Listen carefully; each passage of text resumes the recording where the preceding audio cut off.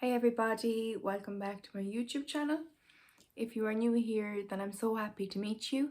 If not, then welcome back. You guys know the drill. Be sure to give this video a big thumbs up, subscribe to my channel and turn on your notifications bell and you'll get notified each time I have a new upload. So in today's video, I want to talk about something that I feel is very important to talk about when it comes to autism and autistic people. And I know recently I have seen it talked about quite a bit online, sort of in the media. There has been people in the public eye who have, I guess, been promoting / condoning this, and I felt like if ever there was a time to talk about it, it was now. So today I'm going to be talking a little bit about ABA, why it is harmful for autistic people, why it is extremely harmful for autistic children. I know there are going to be people who will never change their minds on it and would think it is fantastic, but I hope that if I could stop one parent from putting their child through it, I feel like I would be putting my channel to good use. So yeah, stick around for the rest of the video.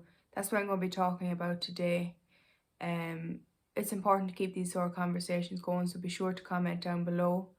I know there are plenty of sources, articles, people's stories out there on this particular topic, and I have been researching and reading them lately. I do have some notes here because I just have a few kind of dates and statistics and things like that I don't want to get wrong. So I am going to be looking down at the piece of paper now and again, just so you know. But yeah, okay, let's just get started. So ABA stands for Applied Behavior Analysis. It was first used in the 1960s, and it was created by a man called Dr. Ole Ivan Lovace, if I have that pronunciation right, who also started gay conversion therapy. So some people will talk about old ABA and new ABA and try to differentiate between the two and try and say that new ABA is completely different to old ABA. This is not necessarily the case. This is actually both old, new ABA are equally harmful to autistic children. So basically, Lovace used slapping and electric shocks on children to stop them stimming, for example. Stimming, which is something that all autistic children and people do in various forms, and is just an autistic trait. You shouldn't want to take that away from somebody. Stimming is not a bad thing. And up until as recently as 2020, an ABA-based school in America used electric shocks. That's as recent as 2020. So this is not something that people can say, oh, that happened in the 1960s and it hasn't happened since. Up to 2020, it was used in an ABA-based school in America. That is how recent that has been used. Just a statistic here. There was a survey done and 25% of therapists, this was from 2008, of ABA therapists, found that 25% found the electric shock to be appropriate to use. And 33% found, looked to sensory, using unpleasant sounds, strong odours, foul tasting substances as a way of stopping an autistic child from stimming, or making them make eye contact, or making them hold a conversation, or basically trying to make them neurotypical. And I think that was, I suppose when you think about that, was kind of the main goal behind ABA, is to try and make them neurotypical and try and make autistic children and people something they are not.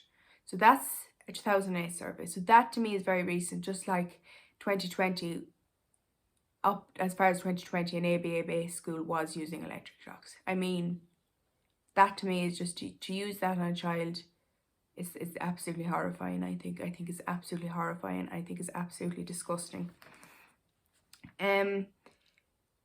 Many therapists will use rewards.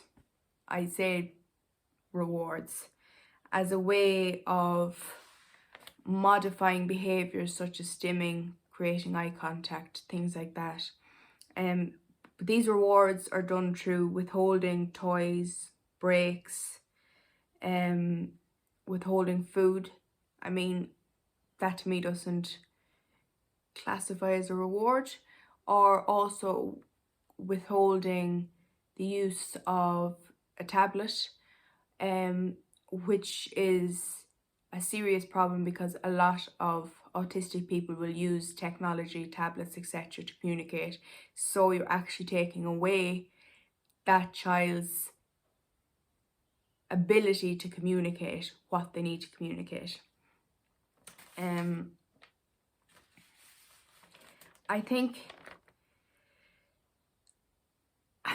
I think the big thing with this is as well is that it can lead to PTSD. There are plenty of articles out there that talk about PTSD as a result of ABA.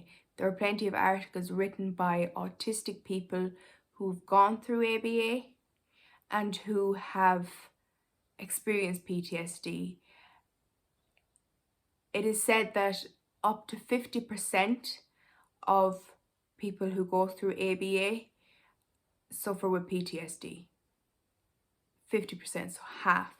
And these are children as young as 4, and they're expected to do 25 to 40 hours a week of this ABA therapy. I don't even like calling it therapy because to me it's torture and it's abuse and it is harmful and it is not helping an autistic child. It is not helping the autistic community, and it is not helpful for people out there to condone it and to promote it, and it is not right for so-called people who think they're advocates for autistic people to be condoning it.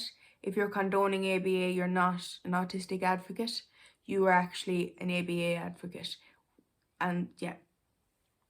So yeah, it is linked with PTSD. I'm going to, in the description box below, I'm going to try and link some articles, and if I can't link them, I'll list out some places to find some really, really good information on ABA, because at the end of the day, it is important to do your own research. And I would definitely urge any parent, particularly with a newly diagnosed autistic child, to do your research into ABA before you if it's even crossing your mind as something that you should use, because there are people out there who will say, oh, my child can do this, this and this because of ABA and because we used ABA. But you have to remember that ABA is stopping your autistic child from being themselves, from being autistic. Autistic traits are not bad things. And I hate when I hear people speaking about autistic traits as a negative thing or as something that should be stopped, because that is not the case. Autistic traits are part of an autistic child, of an autistic person, and that is quite simply the fact.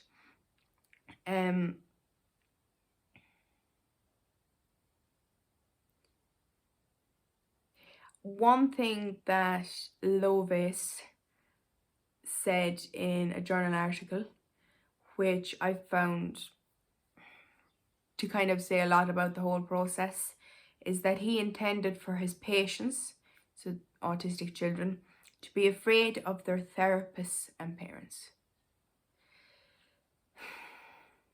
I mean, if you have a doctor, creating a therapy that's going to make his patients afraid of their therapists and afraid of their parents, I mean, that to me says a lot. I mean, to make a child afraid of their parents it's really disgusting. Let me see. There's also no strong evidence to suggest that ABA is beneficial in any way. ABA is compliance training basically, and as I already have said, Lovaas also helped to develop conversion therapy. So when you see the sort of things that Lovaas was, I'm saying Lovaas and Lovaas, I don't know if I'm pronouncing it right, but we'll go with it. Obviously the things and the therapies he was involved with helping create, I mean, it kind of tells you everything you need to know about ABA, to be honest with you. I know that nowadays ABA can be sort of sneakily worked in with other therapies, but there are ABA based schools. I think the more I researched it, the more I realised how prominent it is in the world, and the more I thought that was quite scary, really, just how prominent it was. I think I was quite naive and I thought it was sort of something, oh, this is very rare or this doesn't happen anymore, but that's definitely not the case. Upon reading about it and reading about it in the USA, it's valued it's valued at over 1.8 billion. So it's a lot of it is kind of like it's a money making scheme, really, and it's making money, and it's making money off autistic children and off, I think, parents who are desperate to find something. I can understand why a parent might read about ABA on, let's say, something like Autism Speaks, where they make it sound really, really wonderful, but it's not. But I can understand why a parent would read about it and feel as though it's something that is good and is worth doing. But it's valued at over 1.8 billion, and it's marketable and it's making money for people, and it's making autistic children, young adults suffer.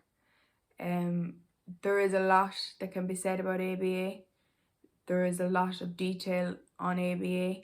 There is a lot of reading on ABA. But in today's video, I wanted to explain a little bit why it's harmful. And I think when I break down why is it harmful, it comes down to really that you're trying to make an autistic child somehow neurotypical, take away their traits, their autistic traits that make them who they are. You're taking that away, and you're taking that away through harmful, torturous ways, like withholding food, withholding toys or breaks, or using something like electric shocks or slapping. And either or whether it is a physical violence or emotional torment, I think this whole thing of old ABA, new ABA, it's a load of bull, really, because whether you are slapping a child or you're taking something away from them or withholding food or breaks, and you're expecting a child as young as 4 to basically have a full-time job of 25 to 40 hours a week, I think that is incredibly wrong. And I do think that within the autistic community, I think the general consensus is that ABA is harmful. It's not a therapy, it's torture. It's not something that anybody should turn to help their autistic child. There are much better ways that you can help your child. There are much better ways that they can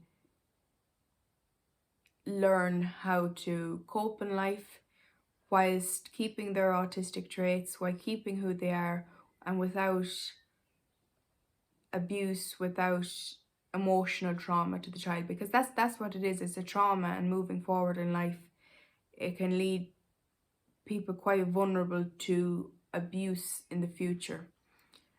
As I said, I am going to list a few resources, articles, etc. in the description box below if you want to do your own reading. But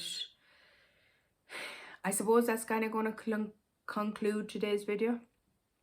I hope it wasn't too much of a rant or a babble, but I know that I was seeing sort of online, in the media, a lot lately with people in the public eye in Ireland, I'm not going to name names, who are condoning / promoting ABA, and I feel like it is, number one, extremely wrong. I feel like, number two, it's not helpful to parents. I don't think in any way, shape or form it's not helpful to autistic people, and that's why at this point in time I wanted to talk about ABA. So yeah, I think I'm going to conclude the video there. I hope that you may understand ABA a little bit more now.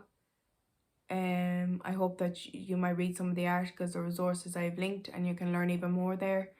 I hope that you, if you are a parent, you may consider not believing what some people in the public eye might be saying about ABA being good when it is actually extremely harmful. So thank you for watching today's video, and thank you if you've made it this far, because I have rambled a little bit, but I think it's one of those topics that's hard to kind of construct a video where you talk about, you just kind of have to talk about, because it is something I think that we can all become quite passionate about and can be quite heartbreaking in a way to talk about and to think about. But thank you so much for watching. I shall see you in my next video. Don't forget to subscribe to my channel. I really appreciate it. Get in the comments below. Keep the conversation going. Share this with friends, family members, strangers, anyone who you think may benefit from hearing about this topic, from watching this video. So thank you so much, and I shall see you in my next video.